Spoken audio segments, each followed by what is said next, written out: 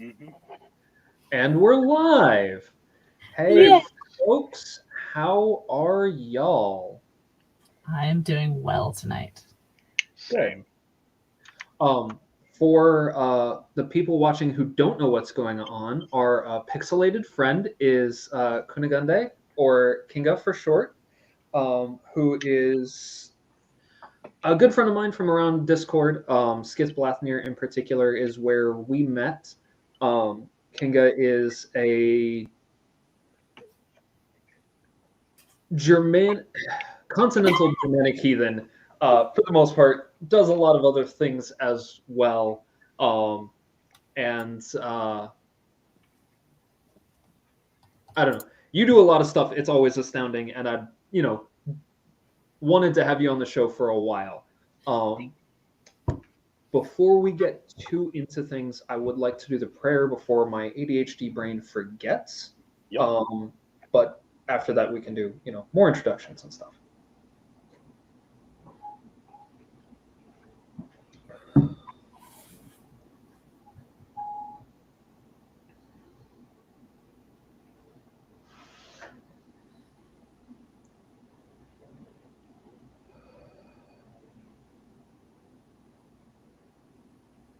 Hail to you, vengeful thunderer, leader of the hunt, friend of the downtrodden, thirst, wild hunter. Okay. Hail to your wife, Frau Hall, grandmother Perchta, who first showed me to you.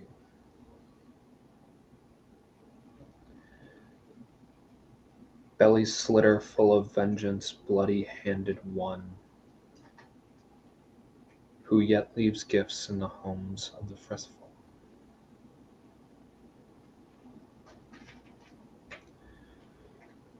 In this season of dark, may your hunts go well.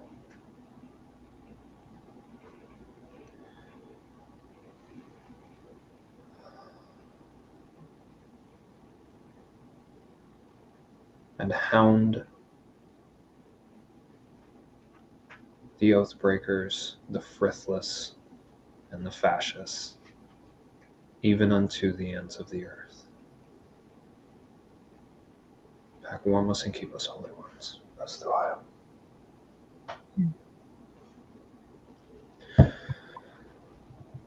So, Thank you for that. It always gives me chills when you pray. I'm glad it worked, because sometimes it doesn't.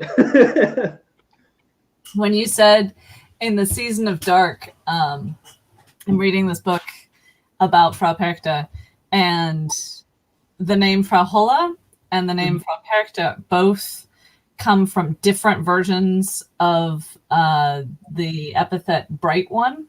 Mm-hmm. So it was just especially appointed in this season of darkness that we are hailing the Bright One. Mm-hmm.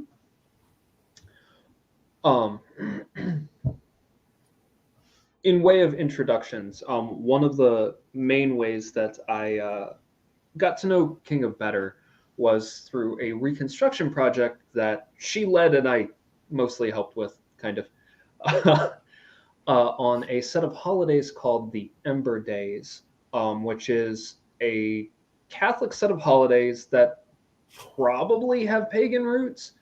And Seems impossible that they do not. Yeah, really, like, honestly.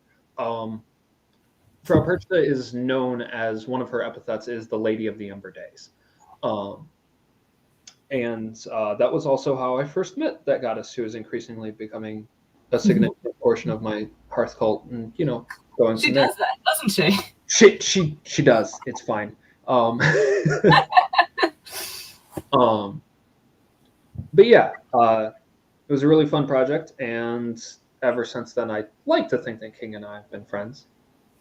I like to think that as well. So, and I know Sarenth because I stalk him vaguely on social media, but I don't know if he knows me at all. We are both in a Discord together, but I don't know if we've ever actually interacted. If it's Skiff, that's legit because I take breaks from Skiff because it's so friggin' big. Yep, I feel that. I hang out almost exclusively in welcome chat. Okay. Yeah. Yeah. King is actually one of the mods of Skithblathnir. So if folks are recognizing the name, that's potentially where from. That is where it's from. Very cool. Yeah. And I just want to say, like, as a huge plug to Skithblathnir, thank you for being such a wonderful and inclusive place. Thank you for being a place that I can comfortably point new heathens to, because they're not going to get eaten alive on the one hand, and they're not going to get fascist horse shit on the other. So that's huge. It's hard to keep that balance. Absolutely. So I appreciate that. Hey, Malcor. I love that I have access to this now. So for our viewers, StreamYard, who's our streaming service, recently gave us access to giving more than one person admin control. Thank the it's gods. a very new feature. And so I invited Sarenth, and he now has admin control, which is neat because I obviously forget shit all the time. So what are you drinking, Sarenth? I am drinking... Whoop. You can't see shit. Thank you, Ringlight. 2 Trees, crisp apple. Ah, very nice. Yes. Oh, we have names now. We do. Yeah, I just wanted to get the banner out of the way. Nice. There we go. All right. It doesn't take much. I'm easily entertained. Yeah. Like, I'm just happy that I can set my thermostat. Nice. Yeah, so Sarenth, you bought a house recently. How's that fucking going? Hey, Car. Hey, Car. How's it going? It's going. It's going a bit slower than what I'd like it to. Mm-hmm. But, you know, when you've got a house full of stuff crammed into half a house worth of space, it takes a minute to unbury yourselves. The closet behind me is pretty much empty except for stuff along the walls, most of which is from when our little daughter was a baby, and we're going to be donating that to people.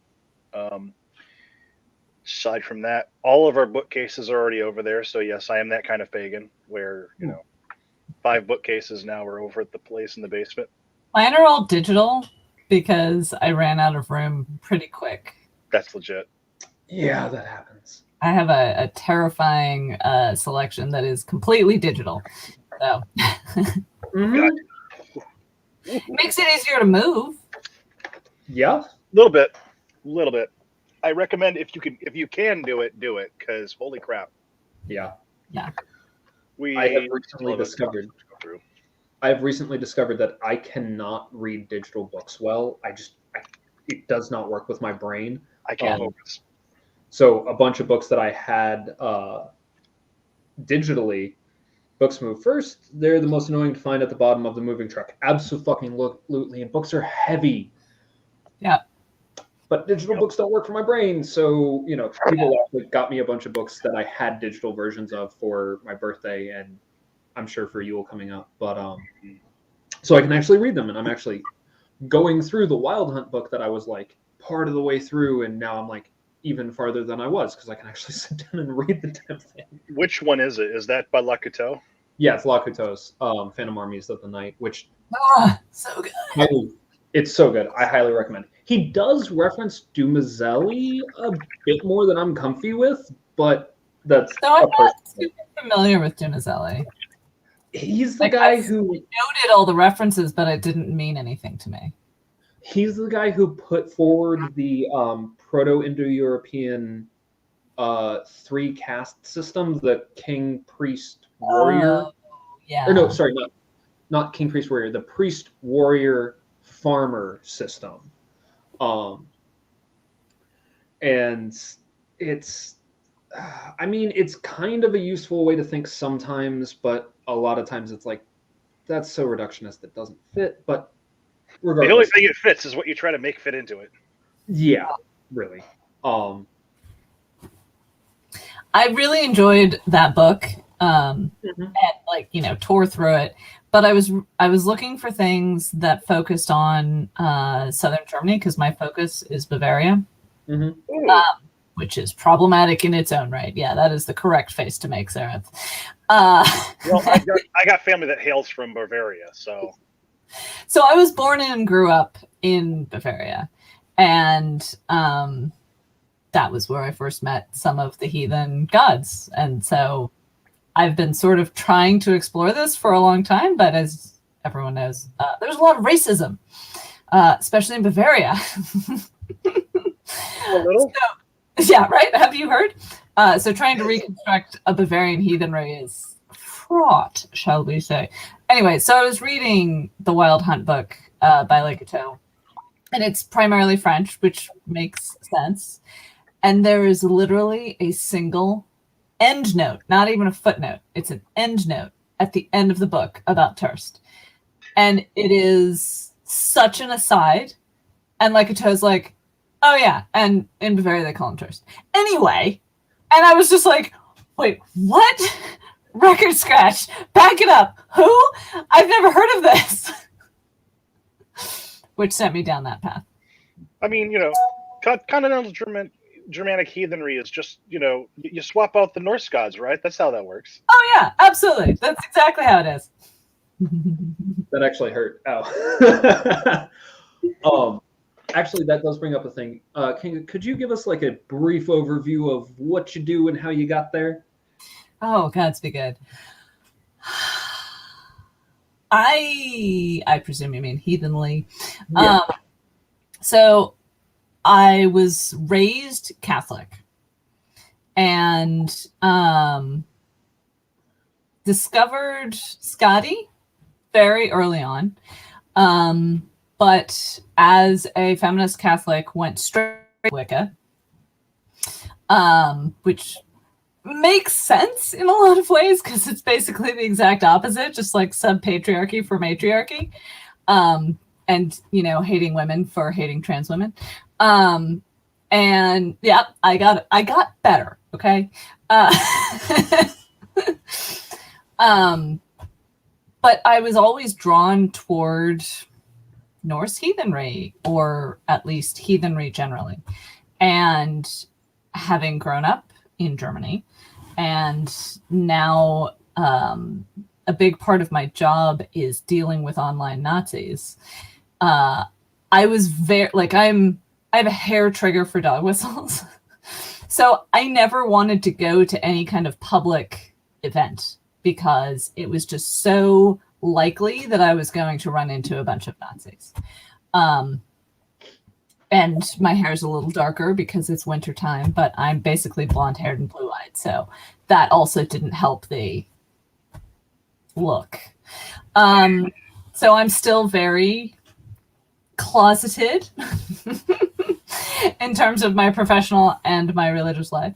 But then I discovered people who were doing reconstruction, and I was like, I really want to do reconstruction around Bavarian heathenry. Like, what was there? What was in that area? And there's a lot of folkways and folk traditions that very clearly are pre-Christian, and they survive to this day, and they always have Christian overtones, and like things that are done in Bavaria are not done anywhere else. Right, exactly. I really need to pick your brain. That's the ancestors there. Please, anytime. I'm on Skid, so that means you can DM me directly on Discord. Excellent, because like the answer is like, hey, fucker, did you hear it? Did you hear that? Yeah. Did you hear that? Right, exactly. So like the Ember Days was one of the things that Maleck was talking about earlier, that it's a quarterly harvest festival. Mm-hmm. And it's a harvest related to the tools necessary for Mass, for Catholic Mass. Definitely only Catholic Mass. Did you hear me? Catholic, Christian, not pagan. Certainly not. And, Yes, because Jesus was clearly known for doing quarter holidays. right? Exactly. And it's the harvest of the olives for holy oil. It's the harvest of wheat for the Eucharist. It's the harvest of wine for the blood of our Lord. And it's the harvest of wax for candles, holy candles. Mm-hmm. And like no other tradition uses wine, wheat, oil, or wax. So anyway. And it's very localized to Bavaria. A lot of it's an accepted Catholic tradition, but it absolutely started in southern Germany. And door chalking is another, where the priest comes around on Epiphany, which is another day associated with Frau Perchta, and writes a blessing in chalk over your door frame. And so again, the priest comes to your house and uses magic on your door. Cool. Not only magic, it's very specific sigils. Really? Do you have pictures of these? So the first two characters that the priest will write are the century, so 20, followed by a cross, followed by the three names, like the letters for each of the three kings. So M plus C plus B plus, and then the year, 2021. And then that stays on your door for a whole year. And it kind of fades eventually because it's been there for a year. And then they do it again next year, but they write a different year. Huh. And there's like a provision for how you can do this if you don't have access to a priest who's going to walk up to your door. But in Bavaria, like literally you can sign up on a sheet and be like, okay, you're on the list, and the priest will come around. And if you're not, amazing. The Ember Days band, I am going to stalk them. The car let us know that there's a Christian band from New Zealand called the Ember Days. Yep. That is fantastic. So yeah, so I'm reconstructing these things that are almost all related to Frau Perchta somehow, although the three most holy and august mothers are not, which was kind of definitely not. Yeah, I mean, fair. Yeah. Right, and it's like, who are the saints that the Catholic Church was just like, no, they're not saints, and we're not going to make them saints, because those are probably gods of some flavor. Mm-hmm. Saint Benjamin what? Right, exactly. So yeah. So sorry, did that answer your question, Maleck? Yes, very much. As per the norm. I live in amazing. Naturally. Yep, there you go. As you do. Yeah. Wonder if they're any good. We will find out, I'm sure. Mm-hmm. I had a thought. I really did. It's gone. Was it about Bavaria? It was about Frau Perchta. So this is the thing I actually haven't even talked to you about yet, Sarenth. And this is triggered from a thing that happened earlier today while I was talking with Kinga. Increasingly, I've had this. Hey, Kat. Nice to see you. Oh God. Car's already done this to work. Good. I'm glad to know, so I don't have to worry about it. Thanks, Car. I've had this increasing nods from ancestors and a couple of other people that I need to be looking into the Viking Rus and Kiev for my practice. It just keeps popping up. It's fine.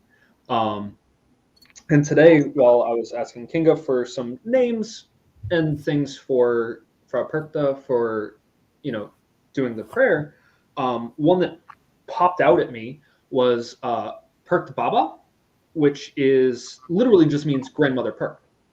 Okay. Except I read it and my brain immediately said Baba Yaga, and I was like, "What? Brain? Why did you do that?" And then I felt eyes staring at me, and I'm like, "Fuck! I don't have time for this, but I guess I need to make time for this. Okay, it's fine." So yeah, that's going to be a thing I'm going to be looking into. at some point soon is I don't know a lot about Baba Yaga. I know that she lives in the woods in a chicken-footed house. But Frau Perchta is interesting because there's like a pretty and an ugly side, and those are yeah, absolutely Melkor in the Void. Melkor said, by the way, it's fine, pagan famous last words. Yeah. Oh, do those not pop up for everyone? They don't. Okay. That's why we're. And My also, I know some of our readers or some of our listeners are blind, so we like to, say Absolutely. things out loud. So there's like a. Hi, Shem. Who is writing? There's a holiday tradition of dressing up as either a pretty Frau Perchta or an ugly Frau Perchta, and the ugly Frau Perchta is going to be absolutely indistinguishable from Krampus, if you're familiar with the Krampus sort of Christmas monster, and they're both Christmas things. So I think of Baba Yaga as like an ugly old witch, which of course has no overtones of Christianization and patriarchy. But that does kind of make sense in terms of the two faces of Frau Perchta. Yeah, it does. And I'm only passingly familiar. Actually, Melkor is one of the people that I am probably going to have a conversation with at some point soon. It'll be fine. Also, hi, Indy. Nice to see you. And hey, Shan. Nice to see you too. Melkor is one of the make time. I'm assuming that's supposed to be, or she'll make you make time. Yeah, it's fine. Yeah, that is also familiar. Yep, that is definitely a familiar line. Although, to be fair, you don't have to accept that kind of shit, folks. You don't. You really don't. You can say no. I just don't want to. I actually really enjoy my relationship with them, so and this is a thing that I need to look into, because if I could stop having past life flashbacks of being in Kiev, that would be wonderful. This is a very bad idea. Just so everybody knows, this is a very bad idea. If you wish to die, go. Take a shot every time Maleck says it'll be fine or it's fine. No, you will die. You will die, because I say that all the time. It's fantastic. But yeah, welcome to Yuletide, everyone. Oh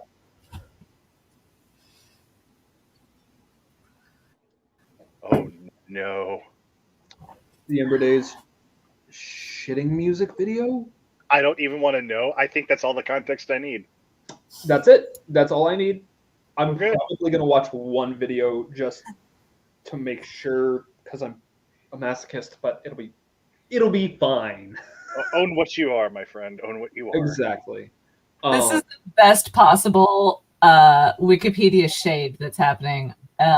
It was founded to create epic and accessible worship music. Citation needed.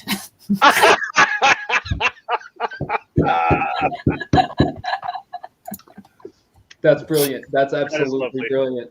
Yeah. Someone listened was like, this was neither accessible nor epic.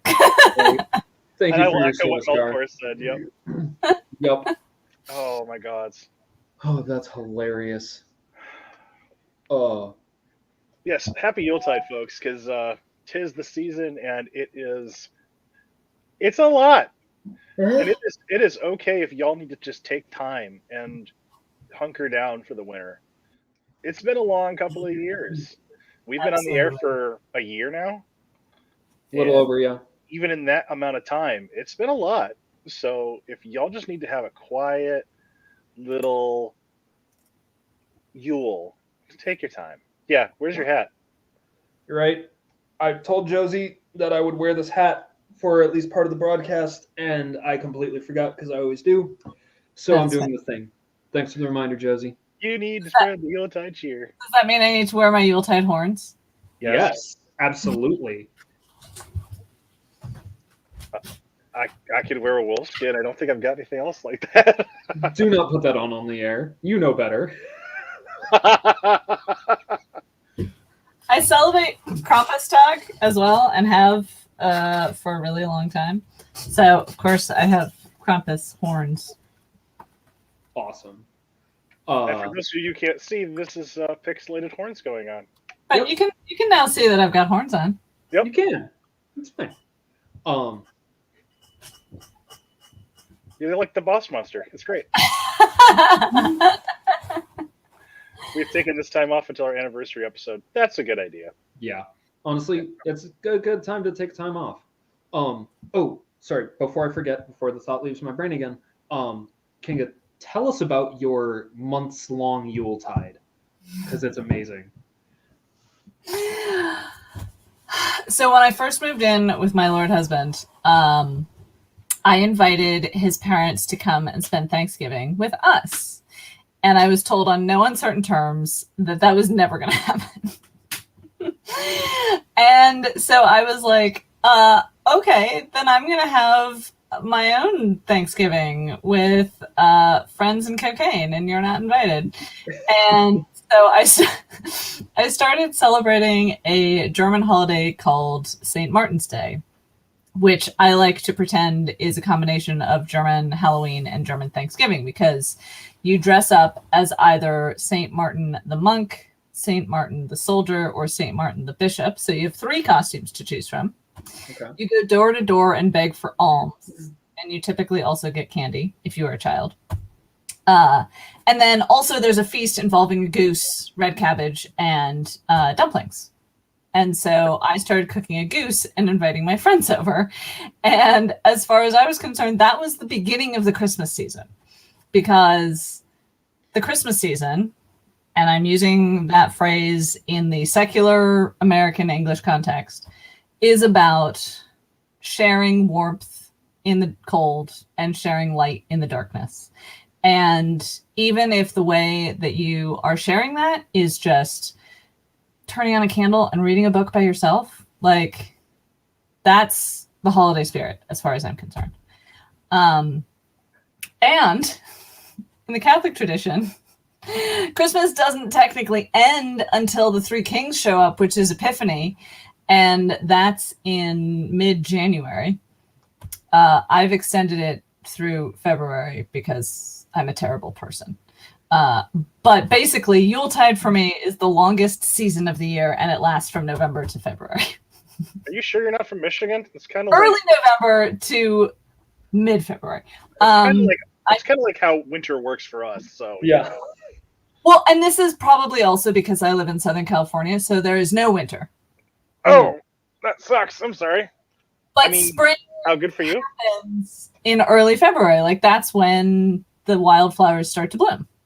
So nice. That's legit. I like that, Tom. Tom's saying he does the 12 days. Sorry, they do the 12 days before Yule and the 12 days after Yule. That makes sense. So this dives right into Melkor's question, like, what's y'all favorite Yule traditions and/or rituals? So I think that perfect segue. Mm-hmm. I mean, for me, it's really just throwing parties and going to parties. Legit. And that can be, like, this is a party as far as I'm concerned. There's 3 of us sharing drinks together and talking and hanging out in Frith. And currently you are not at my house, nor am I at yours, but we also are kind of at each other's houses in a weird pandemic kind of way. Yeah. Yeah, that really, honestly, Kinga's many months long Yule and talking about it on Skith nailed down the spirit of the season for me, which is exactly what she said, sharing warmth in the cold and light in the dark. That's what it is for me. As far as like specific rituals is actually one that I've started this year. Okay, I really started it last year. 2 years ago. I'm really bad at time. 2 years ago, when Freyr introduced himself to me, which is every night leading up to the solstice, and I've kind of solidified it this year, which is why it is coming up this way. For 28 days, 26 days, 28 days. How long is a lunar month? 28 days or 26? 28-ish. 28-ish. So for 28 days leading up to the solstice, I light a candle every night and make an offering to Freyr, because I see him as the sacrificial king who is reborn on the winter, or begins the process, because it's slightly more complicated than just being reborn, but is effectively reborn every winter solstice, is the Golden Lord Freyr during the spring and summer, and then is sacrificed with the final harvest and becomes the Lord of the Mound, more of an Yngvi Freyr vibe during the cold months. And so leading up to the solstice, when that change begins in my practice, I light a candle every night for him specifically and make an offering. And that's my personal favorite. Brand new tradition for me. But yeah. Our traditions, we tend to get together and celebrate with family for Christmas, and so secular Christmas on actually Christmas Eve and day. Depending on what kind of time we've got, we might actually switch between the two families. But as for Yule itself, the 21st of December, what we usually do is a lot of times I'm either at work or I'm getting ready to go to work. So we will have a small little hearth ritual and thank the gods for the new year and thank the gods for all the blessings of the previous year. And especially thank Suna for her ever-present journey as she goes into the long night.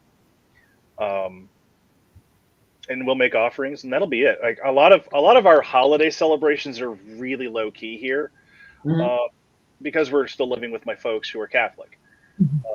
When we move out, that's when a lot of the heathen traditions are really going to start really kicking off, because we can actually like set times and places up for this kind of thing where we're not impinging on hospitality. So a lot of the stuff that we'd like to do hasn't really been able to be done because we're living in their house. So, but for all of that, like a lot of our traditions are kind of blended in a kind of interesting heathen Catholic soup, because we pray together. So my side of the family that's heathen prays, and then the Catholics pray, and so that's kind of how our equilibrium between the two of us works, between our two sets of the family living in this house work, is they let us go first, and then they go. Because honestly, with our 4-year-old daughter, it's just easier to pray first because her attention starts waning quick. Yeah. Shan mentioned earlier in the comments a longest night vigil. They're really low key. The amount of time that Loki has changed my diction to say low key constantly whenever he wants my freaking attention. Yeah, that happens a lot. Anyway, Shan mentioned earlier, and I've got to find the comment. There we go. Nope, that's the wrong one. Most times, the lighting of fire and smells of the fireplace. Also, my night-long vigil, usually either New Year's or Christmas Eve. That's from Shan. A lot of people do a longest night vigil on the night of the solstice, where from sundown to sunrise, they'll sit with a fire, whether it's a candle, fire in a fireplace, whatever. They'll do a longest night vigil where they stay up with the fire all night and tend the fire. I can do it this year. I'm sorry. Sorry, say that again, Sarenth. Oh, I was just excited. I was looking at my calendar because everything's on Google, because that's what poly folks do. So I looked at my calendar. I actually have Yule off this year. Nice. Yes. Oh, what were you saying, Kinga? I was saying I'm too far south for that bullshit. That's good. The longest night of the year is just too long. No, I'm not gonna do that. It's like a solid 12 hours. Yeah. I think no, I will be able to, because I'll be in my transition, because the solstice is the 22nd, if I remember correctly. I love Advent calendars. I'm now having thoughts about using something like Maleck's 28 Days there for Advent calendar type things. That's from Indy. That's actually what kicked it off in my brain. I was at Aldi actually at the same time that I was buying the Glühwein that I'm drinking.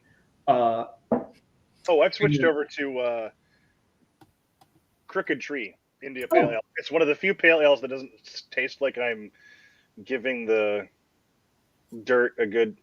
I was like, I want to hear the end of this sentence. I was going to say giving Freyr a blowjob, but I mean, like you do. Anyway, I was at Aldi, and they had these actually really neat, and thank you, Josie. Wow, if I could work my camera, that would be useful. These really neat Advent candles. Yeah, work the camera. For, God That's damn it, super Saren. cool. Nice. Yeah. They had these Advent candles, and I was like, cool. And then I was like, somebody wants that. Oh, cool. That would be perfect for my thing with Freyr. And then I was like, cool, I'll do a 28-day thing. This is going to be awesome. And then I realized that Advent is not actually 28 days when I got home. And I was like, wait, why did I think 28 days? What the hell? And Josie reminded me, yeah, that's because it's a lunar month. And I was like, oh, well, that makes sense. Okay. Well, I guess I'm doing this for real. All right. And then where's... So someone mentioned in the chat that they want to do an advent calendar of beers. And actually, a good friend of mine has the advent calendar of beers and is sending daily texts to our group text of what beers he's drinking. And there's also a company that does gin and bourbon and all kinds of, yeah, exactly. Yeah. I really want the gin advent calendar, but my friend got the bourbon one and was like, it's a lot of bourbon. It's a lot. I've thought about doing a whiskey advent since I've gotten into drinking more. And God damn it, I feel old, even though I'm not, because it's been 8 years. Yeah, fuck you. I'm older than you. Yeah, I know you both are. It's fine. Anyway, I've thought about doing it, but then every time I'm like, that's a lot of liquor to drink whiskey every night for 21 whatever days. That's a lot. I mean, but I got 4 Trader Joe's cat advent calendars. Jesus. Because my dog really likes the treats. Okay. I use them throughout the year. Like when the dog and the cat are nice to each other, they get the special advent calendar treats. Yeah, that's good.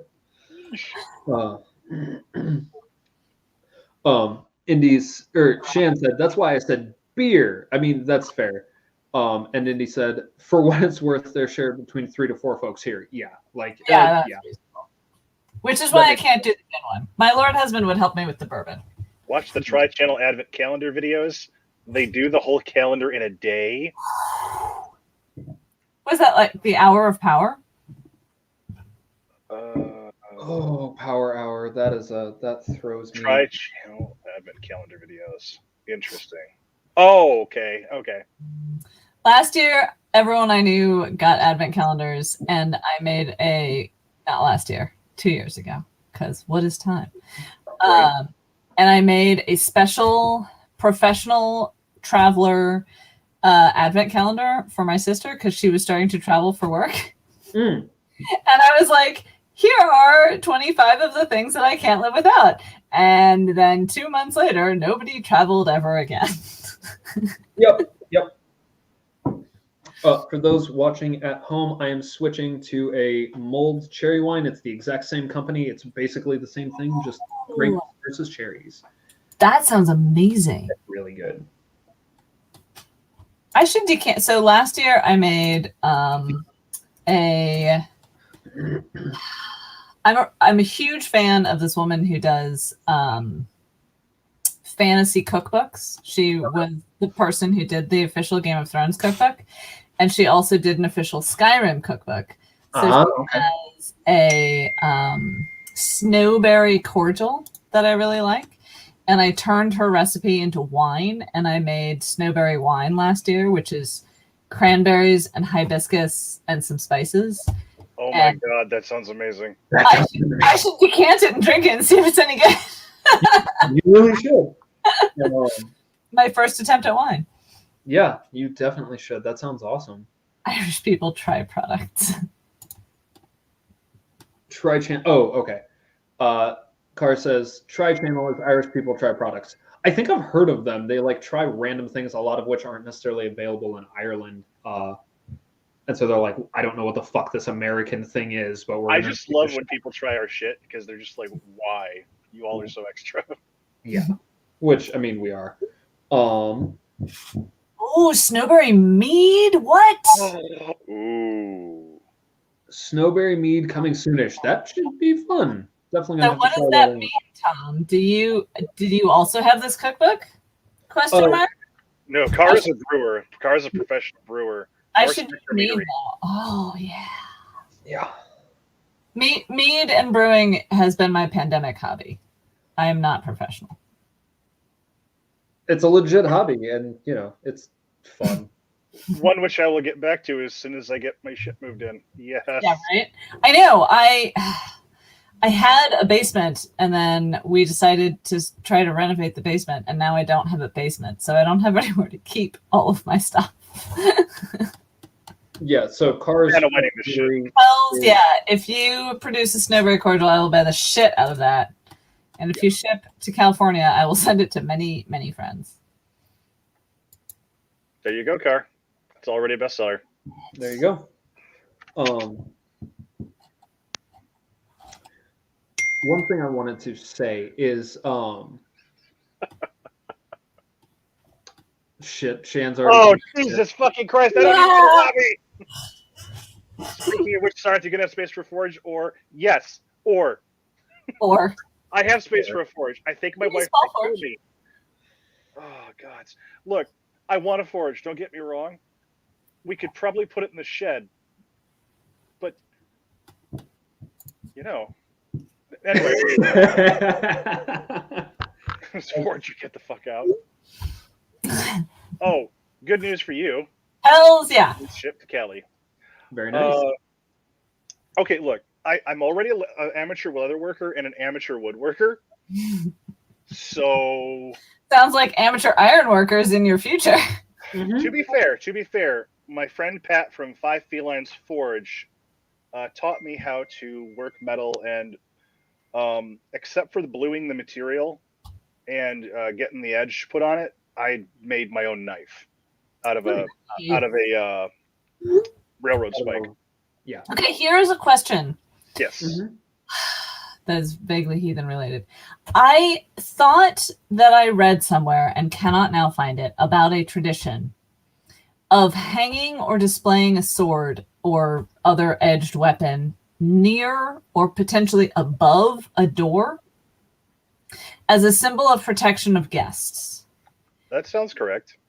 And I can't find any justification for it. But also, my stepmother-in-law, who, super pagan, gave us a hand-chipped obsidian knife. And I was like, thank you, I don't know what the fuck to do with this, except hang it above the door. And I just kind of want to find out a station for that, if anyone has it. That's all. I can't think of anything offhand. What I am thinking about are the guardians of the threshold that Lakuto references in the tradition of household spirits, where you bury snakes or cats underneath the threshold. I probably read it there, so I should search that book. Thank you. That's a good idea. Yeah, Lakuto's just fucking great. I love the guy. He's amazing. I absolutely wrote him a fan letter for the last letter month, and I have not heard back, and I was really disappointed. Hashtag Team Forge. Yes, Shan. Okay. Shan has some experience already. He's itching to get back to it. That makes sense. And what to do with an obsidian knife? Cut out hearts, obviously. It's an obsidian knife. Obviously. And it's also really handy for leather. Yeah. Really? Yeah, so this is a thing that I know because there's a few surgeons who use obsidian scalpels. So most steel is, even like the finest blades are effectively at the microscopic level saws. Fascinating. But obsidian and other stone that's napped like that is not. It's actually a true flat edge. It's got, so it leaves That's a cleaner incredible. cut. Yeah, it leaves a cleaner cut with less damage to the thing that it's cutting. See, and here I thought I was protecting my home with my maces. I mean, you are. Yeah. What? Both.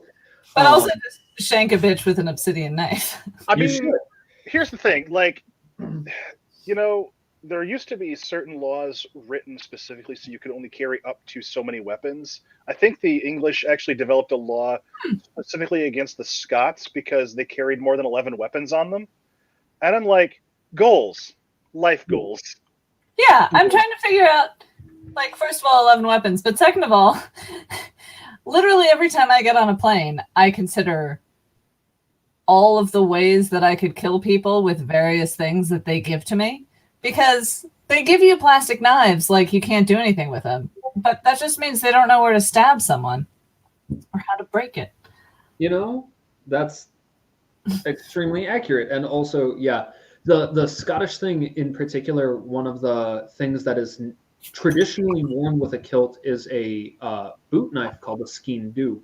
At least I think that's how it's pronounced. Ew.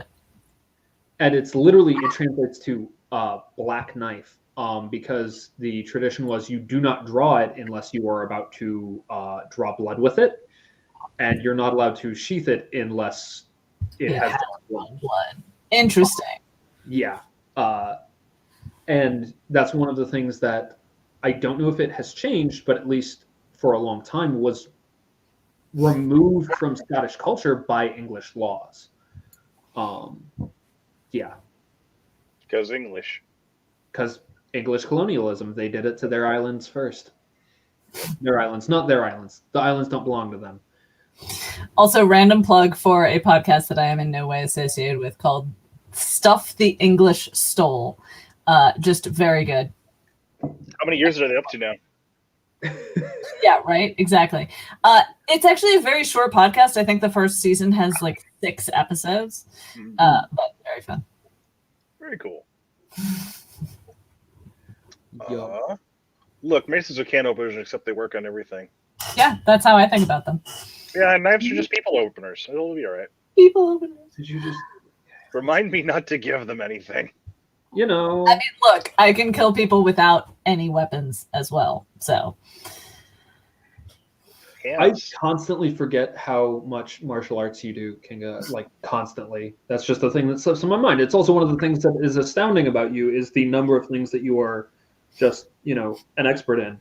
I have an extremely overprotective brother-in-law, and so he taught me lots of interesting ways of dealing with people if they do things they don't like. Nice. The problem is violence is rare, so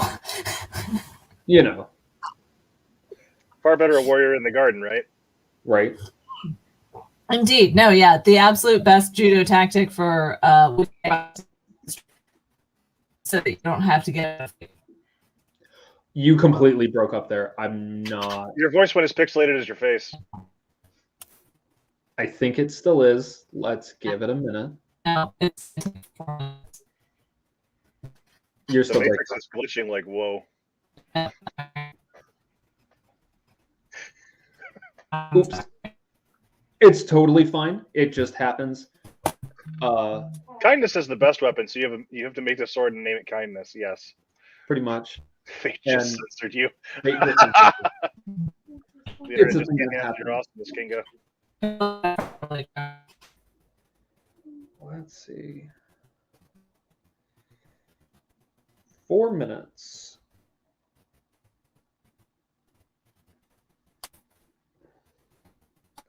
Okay, so Kinga's saying it'll take her internet at least 4 minutes to reconnect. So in the meantime, so we're almost to the end of broadcast. Did we want to call it here, or do we want to just keep on going? Let's keep it going for a little bit. Okay. And see what happens. So, getting back to Yule. Yeah. I think that one of the great things about this time of year too is, at least for me, it puts me in the something that you mentioned earlier with regards to Freyr, is it puts me in the mind of sacrifice. And so, one of the things that really, especially because we've been talking about martial arts and we've been talking about blood and guts and things like that, is really pondering the food you eat and where it comes from and how it gets to your table. The cool thing about this time of year, pardon the pun, is that in some ways there's more emphasis on where did this thing come from, what's its story. I think that applying this idea to our food is also a really powerful thing for this time of year. I'm making more of an effort. I know that a lot of folks in our circles are making more effort to being careful about the sources and where they get this and that and the other thing from. I know that one of the things that Carr does with his meadery is the sourcing of materials is a big thing. And likewise, I think that with regards to Yule celebrations, a lot of where my mind's at is like the Yuletide sacrifices and things like that. Especially now that we actually have a literal hearth to put hearth fire stuff into. What is worthy to go into the hearth fire as an offering? What are the things that you want to give up for this coming year in order to make your lives better, make your connections with your gods, ancestors, and spirits better? But also, what are the things that are good for you to give? What's good for you to keep back? That kind of thing. I get really introspective this time of year, and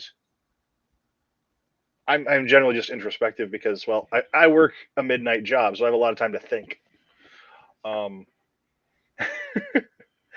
But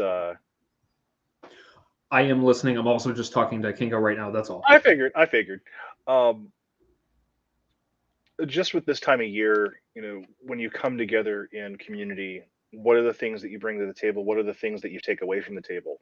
I think that unfortunately, what's become really popular in a lot of polytheist circles has been to give until it hurts and then keep giving. That's not what the gifting cycle is supposed to be about. Ooh, yes, you should, Maleck. Where did you get your Yule your Yule mystery? Oh yeah. So let me try turning my computer so that folks can see. You're getting a nice little tour of my house. There's our Yule mystery. So we got that the other day from Crossing Hedgerows Sanctuary. I'm one of their Patreon supporters at one of the levels that they offered this to. And basically they were like, hey, we planted a bunch of these trees too close together on purpose so that folks could come harvest them, once a year for Yule. Excuse me.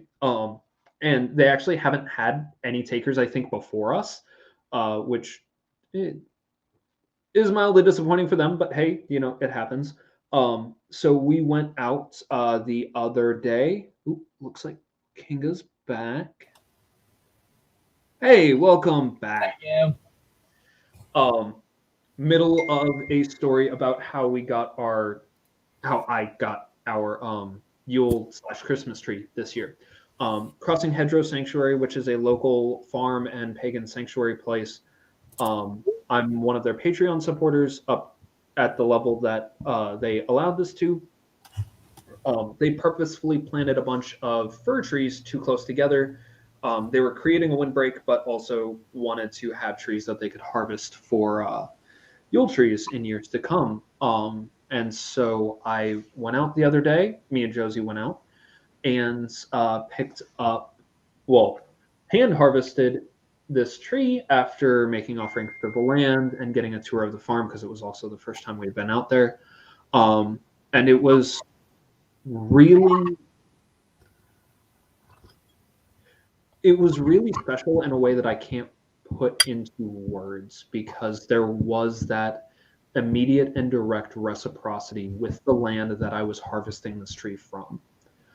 I cut the tree down with my own hands. Before I did so, I gave thanks to the land, offered tobacco because that's what you do. And before I left the property, I made another offering because the land said, hey, before you leave, make one more. And I was like, absolutely, because that's what you do. And it wasn't a big experience. It wasn't like it changed my life or had a major impact on the way that I do things. But that's part of what makes it significant to me, is because it was perfectly normal for me to have that conversation with the spirits around me about, hey, I'm going to do this thing. Is that okay? Yeah. Cool. You're okay if I cut this tree? Yes. Cool. Tree, are you okay with this? Yes. Cool. Here's an offering. This is what I can give. Perfect. Thanks. And that respectful back and forth with the spirits is part of living the religion, not just talking about it online. And the fact that it was so normal for me to do that, both that like no one made a fuss, because I mean it's a pagan sanctuary, so that's neat. But the fact that no one made a fuss, and the fact that I didn't blink about it, I'm really happy with the progress that I've made in incorporating animism into my brain. Because even just a couple years ago, that would have been strange. Melkor, we used to harvest our own trees when I was little from your friend's farm. It really does change how the tree feels in the home. It really does. I remember going to do that with my parents when I was a kid. And it only happened a couple years, and one of my cousins still does it. And I love that that's a thing that people can do. Yeah. It's really fun. It's good. Like Sarenth was saying, while Kinga's internet was freaking out, Sarenth was talking about thinking about where things come from and reciprocity, not just as giving until it hurts, but as an actual lived relationship. It's important. Absolutely. Indy says, growing up, we used to get a tree permit and get them in the wood from the mountains, which was even better. Nice. Oh, yeah. That's awesome. And I mean, the thing is, like, people have this idea in environmentalist circles, like the land must be pure and untouched, like driven snow, and it's like, folks, that's really not how we co-evolve with nature. There are certain trees and plants that if you don't cut them back, they will either take over or they just won't grow. Yeah. It's the entirety of the California fire season. Right. Yep. I mean, like, Robert Wall Kimmerer's book, Braiding Sweetgrass, goes into this in an amazing way. I highly recommend folks read it. One of the plants that is sweetgrass that will not grow unless you start cutting it. And it honestly, like, they looked at, doesn't matter how you harvest it. Fascinating. Not really. It matters that you harvest it, because if you don't harvest it, it can't propagate. Yeah. And I agree with Indy. I really do wish there were more coppice tree farms. Me too. Because one of the great things about coppice tree farms is you're not taking from natural sources, which are going to use the sources in a much more healthy and integrated way with the ecosystem.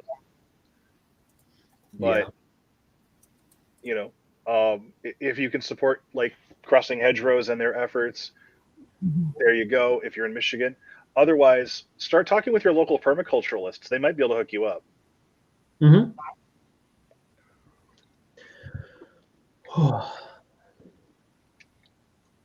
I had a thought. It's gone. So we're almost at 8 o'clock. Yeah. I think it's about time we wrap up. So I really want to thank everybody for coming, for enjoying their time together, for all your wonderful comments.